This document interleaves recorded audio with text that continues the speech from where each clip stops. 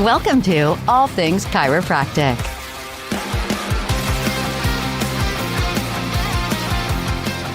Well, welcome to another episode of All Things Chiropractic. I'm Paul Andrews. I'm Dr. Mark Davini, and with us we have the pleasure of attorney Jennifer Herlihy. Some of you may know her. I'm sorry if you do. I was going to What does say, it mean for a good reason? I was going to say, Jen, most people that know her, probably the circumstances weren't the best, right? But I will say this, if you don't know her, she is one of those champions behind the scenes that we should all be grateful is on our side. So welcome, attorney Herlihy. Thank you. Thank you for having me. So we always ask, give us your 2-minute bio, someone who doesn't know you. Sure. The highlights. A big fan of your podcast. Listen all Thank the you. time. Thank So you. I agree with 99% of everything you say. Let's put that. Well, I we're need going a to focus on that disclaimer. 1% today, I can tell you right now. That's more than Paul and I agree with each other. Exactly. Fair point. Yeah. Born and raised in Doylestown, Pennsylvania. Had to get the heck out of there. Came up to Boston University when I was 17 because we were poor and they gave me a lot of money. I would never get in nowadays, I'll tell you that. Stuck around in Boston because I love the city, and someone told me that maybe I should go to law school. So that's what I did, and ended up really liking the trial advocacy portion of it. So I worked for an elevator defense firm. Those are some stories. I know. I Oh. gotta say, I have to say it. It had its ups and downs. Go ahead. Yeah. Wow. All I can say is if you're in a hydraulic elevator, stand to the sides, okay? And then Good to know. I worked on with a hospital where there'd been an issue, and so she said, "You want to come do this medical malpractice?" And I said, "I have absolutely no idea. Like, I'm not a doctor." And she said, "No one is. You learn the case through your experts."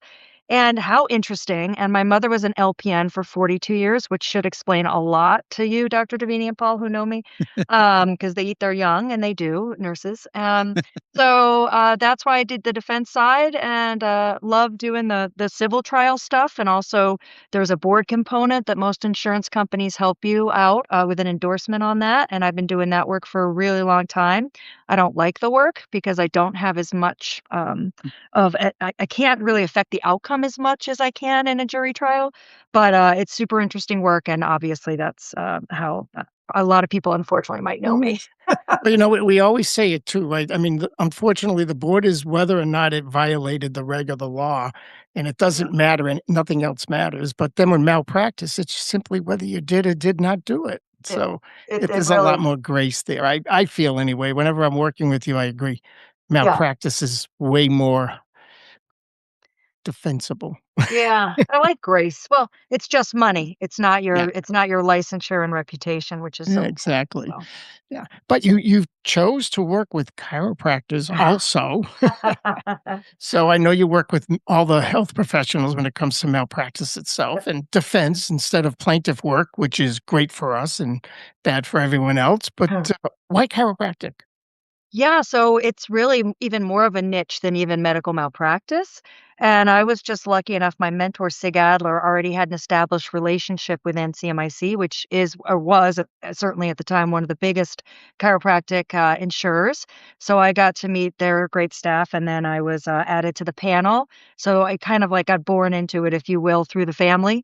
But I work with I think all of the chiropractic insurance companies in Massachusetts, and all of them are excellent and very lucky for the chiropractors to have that coverage. I thought you were going to say, because there's so much work in chiropractic malpractice. You know, there's not actually. It's Sentinel. good news, bad news, right?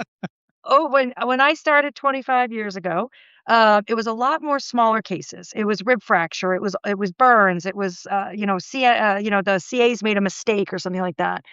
And then over the years, unfortunately, it's really because the cases are so expensive to bring on behalf of the patient, it's really become about strokes, right? Or a really serious catastrophic failure to diagnose an aneurysm that led to death. So it's the much more serious cases that we see.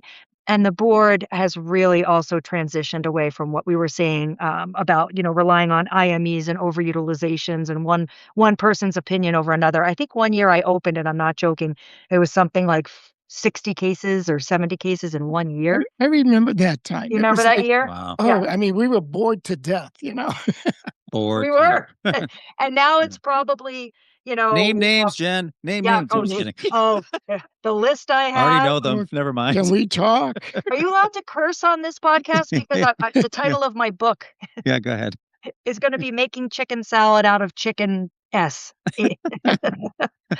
Yes, yes. No, I would say now most of the cases, at the board, unfortunately, again, much more serious allegations of inappropriate touching, but much more infrequent.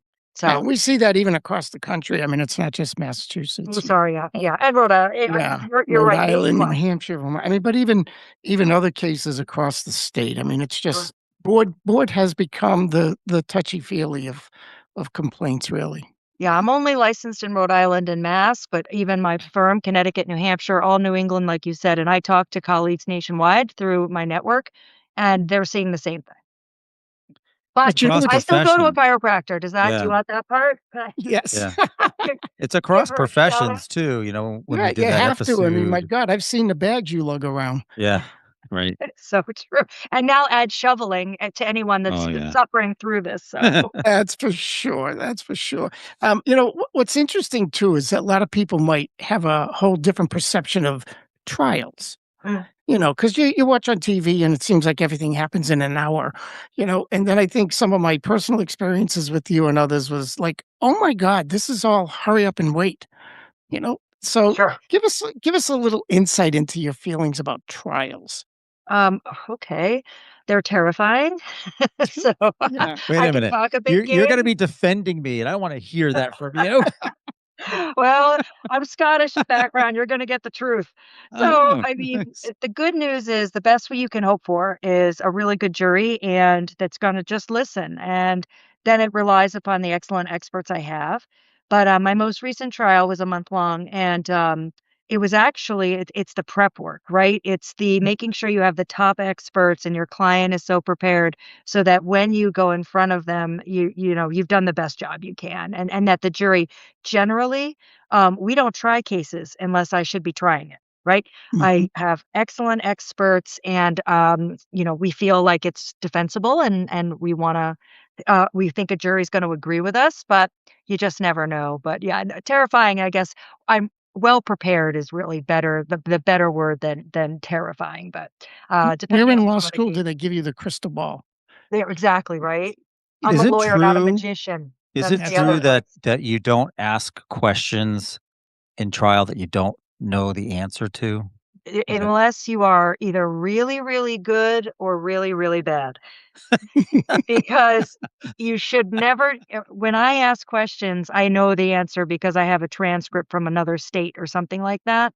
But I only the top attorneys that think that they can actually get what they want from an outside kind of source, we generally don't ask for because it can go really badly. I've You seen know, it. I've what's seen it. some of the fun I've seen in trial, I've watched it with you. It's like when you see something where you ask a question and it's like 20 questions away from where you're going. Yeah, But it's like a you're game of laying chess. this and my image in my head is always me standing on the edge of the shore casting my line, you know, That's a good and then way. all of a sudden it's hooked, and I watch you just bring these people right to the point where the hammer comes down. Yeah, no, that's definitely the way we, design it, but, yeah, I have also a game of chess, right? Like, you're thinking about the move that's 10 ahead, but I have to lay the foundation that you're a liar, and I know that because I have a transcript where you said something, and I kind of yeah, Don't we look at me build when you up. say that. What's that? Yeah, Don't look at me when you say that. yeah. Yeah. She looked right at you too, it was weird, No, I don't no, know. no, it's Just definitely kidding. the other side. Definitely the other Oh, no, she was looking at me, sorry. That's it, yeah. How do you, Oh, when you're vetting jurors, how do you vet them and try to pull out if they have any bias against chiropractors or it's a standard question that we ask in, the voir dire. Every judge that I've ever been in front of has allowed at least, 1 or 2 questions, and you'd be surprised. Just as many people come up and say, "I can't be on this jury because I think they're witch doctors," and 10 to 1, they've never been to one, right? Right. mhm. And then you've got the other ones that say, "I love my chiropractor. There's no way that I could think that they would hurt somebody. I will never be able to be on the side of the patient." And those are the people that have been to one. It's definitely that percentage. But Wow. they have to ask that question for a fair jury. Yeah. What's your Wow. opinion of these billboards that you sometimes see out, especially out in the western part of the state, that just blatantly accuse chiropractors of causing strokes? Yeah. I would also like our chiropractors to stop posting videos on Oh, TikTok and other forums. Are we you talked talking about about the that in the ring last. dinger? I I'm Yeah, not gonna name any names, yeah, but there's doesn't know. just the other side of that is, social media or billboards or whatever you wanna talk about. And there those few and far between cases that get national attention, either for stroke, that would be the big one, or sexual assault. I mean, the Larry Nassar, it bled down to our chiropractors as well. Everybody thought that now that I think about it, X years ago, why did my chiropractor touch me in the psoas muscle, which we all know I have a whole slide on that. But yeah, Yeah. I don't like any of those ads. I don't like, it's so inappropriate, but Yeah. I Yeah, and I I can my only my do what I can saying do was on always right, a psoas is not a reason to touch. exactly. Oh, I like that. I like that. We should have shirts made. So when you were in law school, I like to ask attorneys this. When you were in law school, is there literally a course in school about lawyer jokes? Because not Well, only do you seem to be lawyers immune to it, they like them for some reason. we do like them. When we get together, we talk about our trial stories, like, Yeah. oh, you can't stop us because there's always so many funny stories. And they're even funnier when you win, of course. Yeah, of They're not as course. funny when you lose. Right. Um, but yeah, I have a list, and that was "I'm a lawyer, not a magician" is one, that an attorney told me he had to tell his client, and I actually had a shirt made. It's in my closet. Oh, Right, right, and I've often talked with situations with you, and sometimes you just say, "You can't fix stupid." That is of another T-shirt that I have. Right, right. Also, Sometimes people say that the sounds like a wrong terrible thing. idea. What time? That's that's another one. Yeah, it's definitely something that, but it's funny because people make fun of lawyers until they need one, and oh yeah. suddenly, Mhm. suddenly, I'm Yeah. not so funny anymore. Yeah. Oh, Yeah, like my best sorta like friend, right? compliance Yeah. officers and Yeah, compliance go yeah. and no one listens to my advice to be proactive, right? And Dr. Yeah. No. Keating knows this until the board complaint comes in or until an audit or Blue Cross, and then it's like, "Oh, I was thinking about changing my billing system," or I'm like, "Well, you should have thought about that about 6 months ago," you Yeah, know? yeah, I Um, love it when they call you up or call me up or whatever, and they'll say something like, "Well, I just got this from the, some lawyer from whatever." I said, I'm looking at my records now, and I'm thinking how I could fix them." yeah, that's the first thing, right? It's Mhm. so much harder to fix the lie. Like, it's better, we can fix anything but a lie is what we say because Right, if we made a mistake, you know, yeah. that's the way it goes. Comes down to whether or not you did it, not what mistake you made, in bookkeeping or Exactly. documentation, right? Yeah, Oh, that's generally. funny. Let's Well, say Generally generally. speaking, yeah. yeah, So let yeah. me ask you, because I'm the non-chiropractor here, just like Yes. you, Jen, Yeah. and but you intersect with them so much. How do you mitigate when somebody's, like, really stressed out and, like, they're, really, I mean, I would imagine nervous, either a board complaint or a malpractice? I've got the full spectrum, right? I've got the chiropractors that won't call me back, or they let the board take action because they didn't even respond because they were just paralyzed, right? And it doesn't necessarily mean they did anything wrong. A lot of times it seems like it was something minor and they're feeling bad about it, but now all of a sudden they've lost their license because they never bothered to respond. It's a very interesting question because I do remind them that they have the right to talk to in most states, you're allowed to talk to your spouse. And also, of course, I encourage them to talk to mental health providers because most states have a statute that protects those because it's really stressful. Even when for some of them, it's almost worse when they're being accused of something they didn't do. Killed a patient, hurt a patient, or inappropriately touched a patient. I mean, these are such serious allegations. I mean, nobody wakes up in the morning, no chiropractor or massage therapist or whatever wakes up and says, I'm gonna hurt my patient today. I'm gonna commit negligence today. Mm. Unless they're a criminal and I don't deal with those people. So, um, And so it is a very stressful situation, and of course, it overlaps with their financial livelihood. If there's gonna be a licensure restriction, how are they gonna work? How are they gonna provide for their family? What if they get kicked off insurance panels? So a lot of my education and being a lawyer is explaining to them, I have to be truthful about the possible ramifications, but then just trying to explain to them, "We gotta compartmentalize this, we have to do what we can, and we try to move on from there." And then if I do have a criminal, I get them another attorney. So I can be helpful. I mean, I want them to have great representation, of course, and Right. that's I can work with that person, but I'm not gonna be able to save their license. But, that becomes those very few and far between cases, the license is really the least of their problems. They've got some real serious And potential. managing their emotions it's a critical element because like Yeah, you said, they're yeah. upset. We go to school to be doctors to help people. Just the thought that I might have hurt somebody, even if I didn't do it intentionally or negligently, Mhm. just the thought of maybe hurting somebody is something that is frightening to the Yeah. average practitioner. Yeah, no, and with the publicity and the, increase in strokes, it certainly is something that I'm sure is on the mindset, and when it Right. happens, they either are constantly worrying about it, and, we've had some Mhm. clients like this, Dr. Davini, where they're almost not adjusting as much as they should because 'cause they're so nervous, or the other way, where they're really not thinking about it, so it's but yeah. And, the idea that they don't even know sometimes that they're doing something, we'll say just off a little bit, that it's not causing injury or whatever, but when we get into the weeds of some of these cases and you find out that, well, more than 4 words for a daily note is required. Or, not that having 4 words for a daily note is going to hurt you, but it's not going to help your case. So, I mean, people need to just be aware and know what's going on and pay attention to the things that we didn't have to pay attention to before. And because we do have such serious cases, I'll tell you, like in terms of managing client when they're upset and frustrated, I'm like, let me tell you how happy I am that it's this. It's a herniated disc, not a death case. Not yet. Like Right, I do get a chance right, right.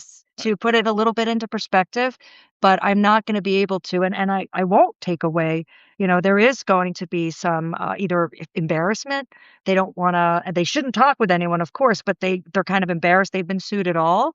And so that's where if I can get a good expert to review the case and at least say, "Hey," that at least they know that this was appropriate technique and this is just a known complication, or it happens, it certainly wasn't intentional.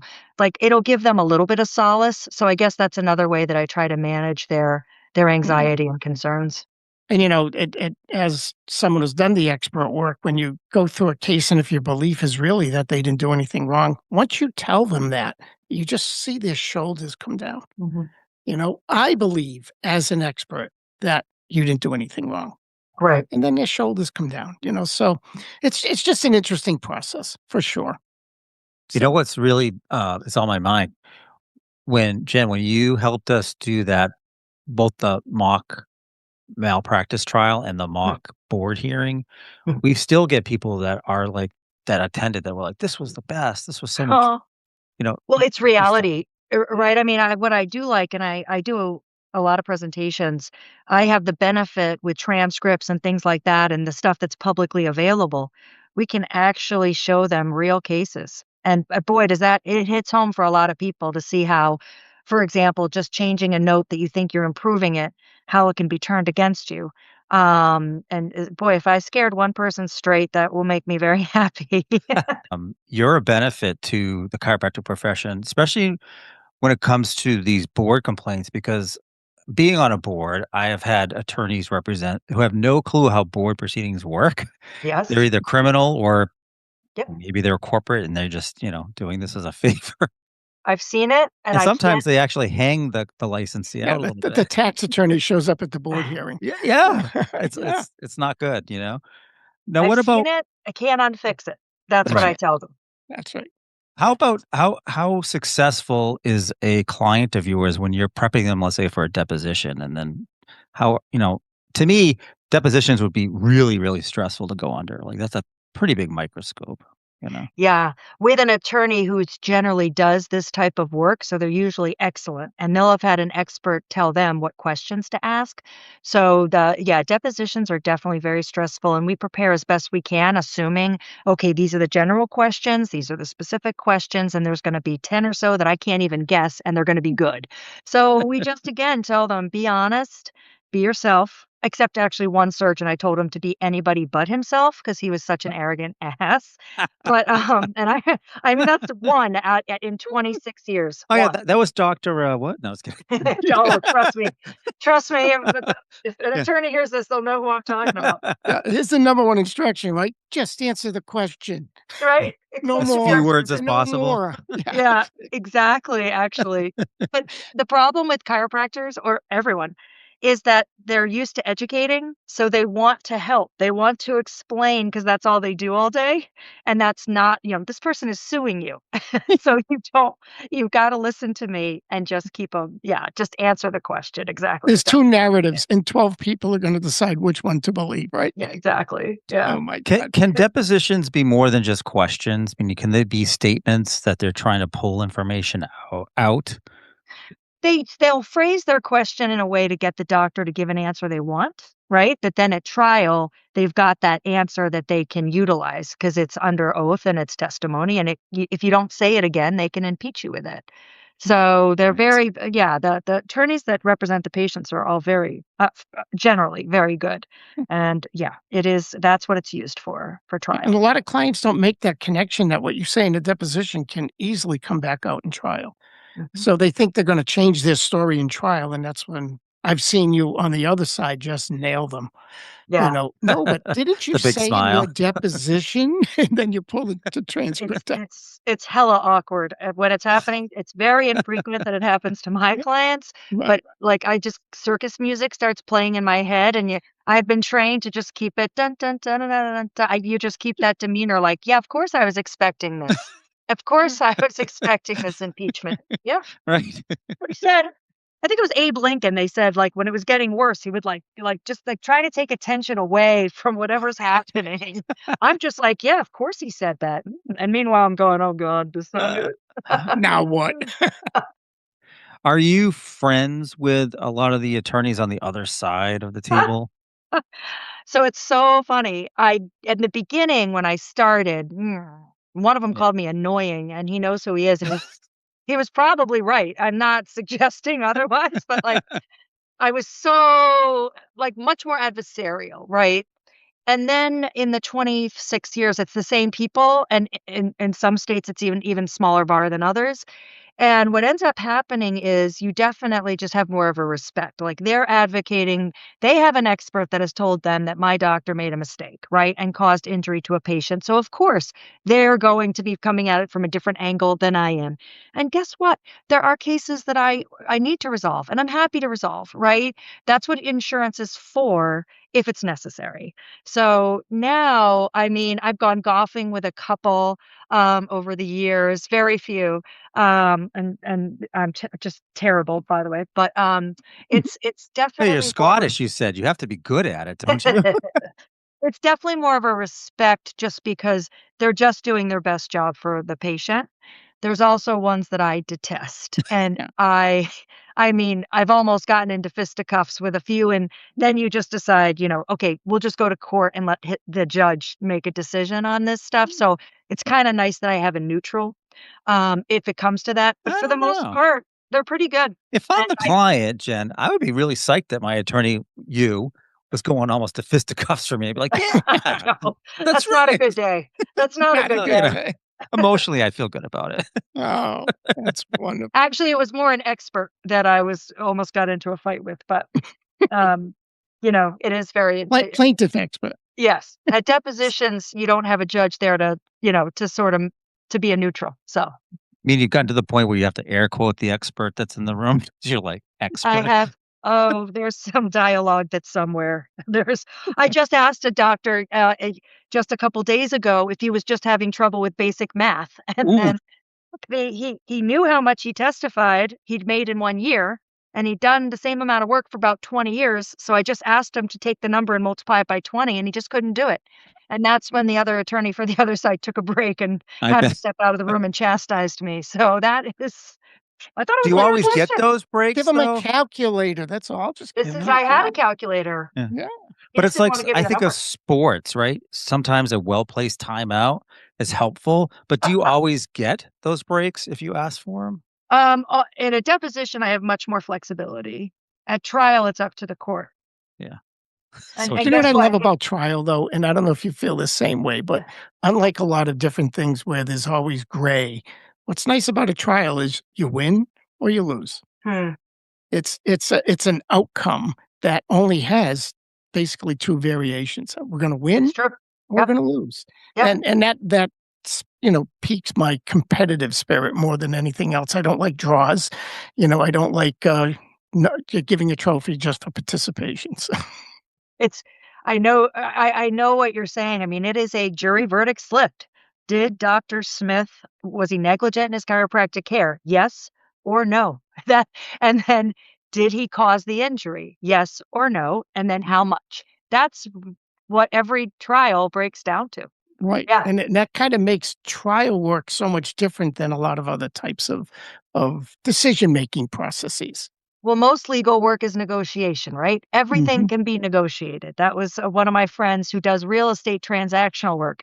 That's what she tells people when they come for the first day of work in that profession. Every term is negotiable, down to everything, you know, down to the negotiation of the contract in the future, right? We can make that Yeah, negotiable. negotiating negotiations, yeah. Exactly, but you're right, trial work is just a verdict slipped, and that's it, so Yeah. that's why it's terrifying. Is It is there is terrifying because you do your best work, you do your best for your client, and you sit there waiting for the person to read their judgment of you. Yeah. Oh, I say I should get paid combat pay.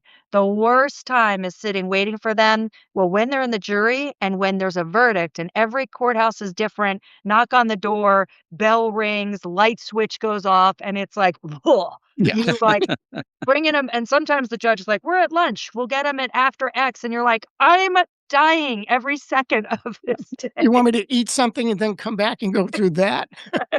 well, it's almost They like yeah, yeah, we just watched the Olympics. I watched a lot of it. Imagine like you perform and then you have to wait till after lunch for your score. exactly. No, It's thank you. no, thank you. That's a It's good also point. scary having been on a few juries myself. Uh-huh. Sometimes I say, I can't believe these people are deciding somebody's fate. No offense. I've gotten to talk to a few juries after before they, every state's different and they change the rules sometimes, and why they found certain things. I was like, "Oh my god." Even though they might have gotten it right for my client, they Yeah. didn't understand the basic premise, and we were there for 3 weeks. So, you're right. Like, one of my partners will say they usually will get it right, but it's how they got there, right? Oh, And scary. then when you hear of, like, a Minus mock that's 12. Yeah. or the numbers, if you try to just round table or you do like a mock or you try to ask people, the way people throw away money right now, yeah, "Oh, well, worth 1,000,000 or this," like, it could be an injured finger, and they're like, $1,000,000. I'm like, "What's happening? What Because they want the why?" million if it was them, right? Right. Right. That it's Yeah. definitely very much become a different culture, so, Wow. Well, this is really fun, and we could do this for about 4 hours, but yeah. I was I gonna know. say, am I talking? I'm probably talking no, So too oh my much. god, we could just do it we like forever. to ask this Yeah. to some of our guests. What advice, if any, would be the highlights for you to give any doctor out there listening to this going, hey, she's an expert, clearly? Besides not dating a former, current, or future patient, right? That's the Yeah, that's a given. That it's a one's given. given. Okay, yeah. I don't know if that's a given, but that's good I I advice. know. say, and I say this to my associates as well, be proactive, in your education, in your compliance. Like, how can you be anything you do to be proactive and better your practice and make sure that you're compliant with whatever state regulations, do more. And we always say that about documentation, more is more. Like, so if you just kind of keep that theory, with the basics of the no criminal and no touching.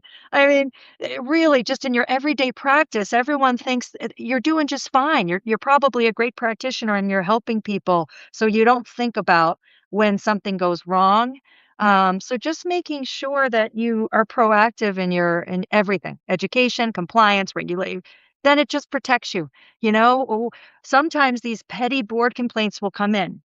And it'll show that their billing or their record keeping isn't great. And I say, great, we're going to get this, we're going to work to get this dismissed, but use this as an opportunity to better your practice. If you had written X, Y, and Z, we would have been in a better shape. Or if you hadn't billed that code, or if you had taken the CE as you're required to. So that would be my suggestion, because when they come in, when I do have the cases where they got the audit letter and they're all set, they already had their records looked at. They have compliance plans or whatever. They have monitors. They do so proactively. They can feel good about getting that letter. And I remember one of my clients, he was actually put on probation for records. And when he came back, I don't know if it was Dr. Devine or someone else, he actually was almost grateful about the 6 months because he actually learned so much and he felt confident going forward. Well, And then luckily, nobody was hurt, so it was like one of these things. So that's what I would say. That's good and advice. that's excellent. I mean, and it's so true. Looking back is not the same as looking forward. Right. So, And Mark and I always say, if you get that letter or that email or that call, reach out to your malpractice insurance first and do not change your note. You can keep saying it. Yeah. Because never change your. Everybody thinks, oh, it's electronic. I'll just change it. They'll never know, except for the change log that shows up in your computer and everybody knows about. So it's actually worse with the EMR than it used to be. It used to be handwriting experts and different color ink or, the timing of the notes. But now I have an EMR stamp that says amended on X date. So I've had those cases. What? I'm stuck, So that's what I would say. Wow, this has Well, been thank a you. treat. I really I don't know. want I don't know forever. about that, but No, it edit has. out anything Yeah. stupid I I'd said. say we could do this for Yeah. all day. And I think we should plan another mock trial or board thing in the future because people really enjoyed it. We enjoyed it. Oh, it I was fun. enjoyed it. My Yeah. wife I haven't- enjoyed I it. mean, She I've was the had one who was MT. the playing the accused. I Yeah, mean, she played the victim really well, your wife. played the victim really well. Yeah. But she's Really really well, too trained in well. that, Mark, as your wife for some reason. I've also had MT massage therapy. I mean, every board has cases, nursing, all that, where, they're all very, I don't know if MTs require continuing education in every They state. do now in Oh, Massachusetts. boom. Yeah. Oh, 3 hours every year. how many? 3, I know. That's another Um, story offline for that. But Yeah, no, that's 3 is better than 0, I guess. That's what I say. Yeah. Although the Uh, profession doesn't seem to resonate with that comment at all. I don't know why. No, it's definitely, you can always learn something out of CE, so happy to do it. Yeah. Thank you very Thank much. you We for that. I appreciate appreciate. that. Yeah, it's really fun. So again, thank you so much for being Okay. with us, Jen. We appreciate it Thank very you. much. Sure. And thank you out there for listening to another episode of All Things Chiropractic. I'm Paul Andrews. I'm Dr. Mark Devine, and Me? Jen Herlihy. you. Woo. Thanks for having me. got thank you. Thanks for listening to All Things Chiropractic. We'd love to hear from you. Visit allthingschiropractic.com with comments, episode ideas, or questions. Or connect with us on Facebook and Instagram at All Things Chiropractic Podcast. Be sure to join Dr. Mark Devine and Paul Andrews next time for another episode of All Things Chiropractic.